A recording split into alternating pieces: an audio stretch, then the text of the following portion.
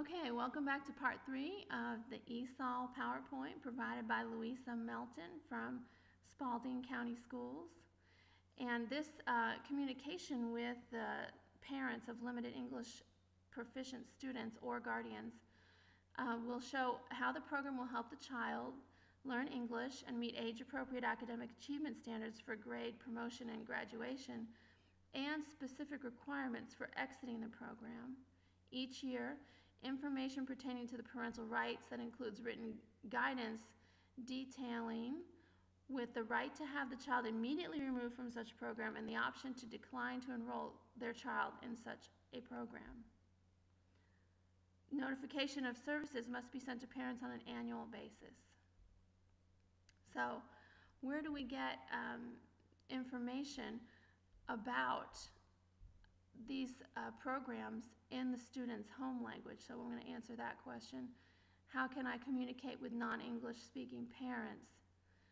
The Transact is a place where you can find all of these documents, language lines, and the ESOL System Parent Involvement Coordinator.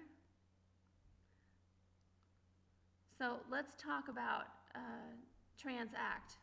So there's a website and it's put together, and what it will do is help you get these documents for your parents and guardians who don't speak English. And this is Louisa logged in from into Transact, showing us how to find these documents. So let's see where they are. Okay, under here it's going to have all documents, and it's going to have general ed parent notifications and NCLB parent notifications right here when you log in. And so you're going to see here it has so many different things in Transact, but here's the ELL and special services information down here. The program documents, all of these. And this is about testing and offering additional services for English learners. Every year, active EL students must have a current testing participation committee form signed by general education teachers, the ESOL teacher, an administrator, and a parent if the parent is present at the meeting. The committee will select the appropriate accommodations for the English learner to use on classroom assessments and required standardized and state tests. Only the accommodations that the student needs for success should be allowed, and only accommodations used in the classroom can be used on standardized and state tests.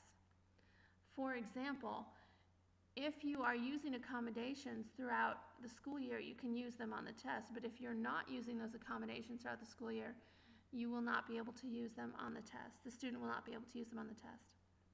A recently arrived limited English proficient student must participate in the state's mathematics and science assessments, although the results of that assessment can be excluded from AYP calculations for one test administration during his or her first year in U.S. schools.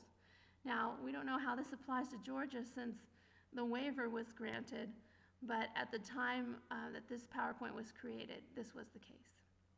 A state may exempt a recently arrived LEP student from one annual administration of the state's Reading Language Arts Assessment during the limited English proficient student's first 12 months attending schools in the United States. Access for ELLs is administered annually to all English learners in Georgia. Only certified personnel who have completed the required WITA training for access for ELLs are permitted to administer the annual proficiency assessment. ELs receive no accommodations on the access test. More information about testing and offering additional services for English language learners. Students served in ESOL should also be served through any other appropriate special programs offered within the school system. Districts must ensure that English learners are not improperly excluded from participation in a special education program simply because of the student's limited English proficiency. Now, this is at the end of part 3, and we're going to be heading into part 4. I will see you there. Bye-bye.